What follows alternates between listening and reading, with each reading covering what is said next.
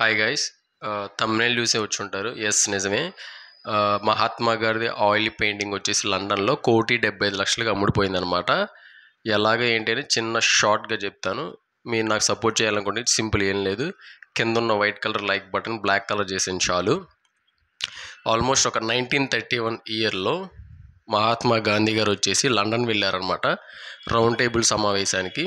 వెళ్ళినప్పుడు అక్కడ వచ్చేసి క్లేర్ లాటిన్ అనే ఆవిడ పెయింట్ చేశారు లైవ్లో. మహాత్మా గాంధీ గారు ఉన్నప్పుడు లైవ్లో పెయింట్ చేశారనమాట.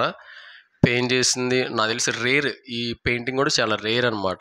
అఫీషియల్గా వచ్చేసి లైవ్లో మహాత్మా గాంధీ గారు ఉన్నప్పుడు ఆయన సొంతంగా కూర్చొని పెయింట్ చేయించిన దాంట్లో రేర్లో ఇది ఒక్క పిక్చర్ అఫీషియల్గా. మరి అఫీషియల్గా అన్అఫీషియల్గా ఏమైనా ఉన్నాయో తెలియదు, కానీ ఇదే అనమాట రేర్ పెయింటింగ్. ఇది వచ్చేసి లండన్లో యూకేకి చెందిన ఒక పర్సన్ మొన్న జూలై 16న కొనుక్కోవడం జరిగింది. వేలంపాటలో అతనికి దక్కిందనమాట 1,75,00,000కి.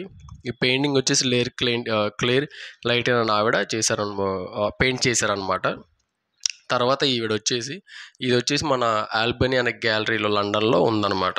1931లో జరిగిన రౌండ్ టేబుల్ సమావేశంలో మహాత్మా గాంధీ గారి ముందే ఆవిడ పెయింట్ చేయడం జరిగింది. ప్లస్ ఈవిడ చనిపోయారు అనమాట 1989లో, 1989లో ఆవిడ చనిపోయారు. ఆల్మోస్ట్ ఈ పెయింటింగ్ కూడా ఒక అతను డ్యామేజ్ చేశాడు అన్నట్టుగా ఇన్ఫర్మేషను. ఇప్పుడు కాదు, 1974లో 1974లో పెయింటింగ్ రైట్ చెయ్య మీరు చూడొచ్చు థంబ్‌నెయిల్ ఫోటో మీద. రైట్ చెయ్యి మీద వచ్చేసి కత్తితో దాడి చేయడం జరిగింది. అప్పుడే ఇంకా ఆ గ్యాలరీ వాళ్ళు, ఆ మ్యూజియం వాళ్ళు తీసుకొని దాన్ని కొంచెం కవర్ చేసినట్టు తెలుస్తుంది పెయింటింగ్ని. రైట్ చెయ్యి పూర్తిగా ఆల్మోస్ట్ ఒక ఆర్మ్ ఉంటుంది చూడండి, ఆర్మ్ వరకు డ్యామేజ్ చేసినట్టుగా తెలుస్తుంది ఇన్ఫర్మేషను.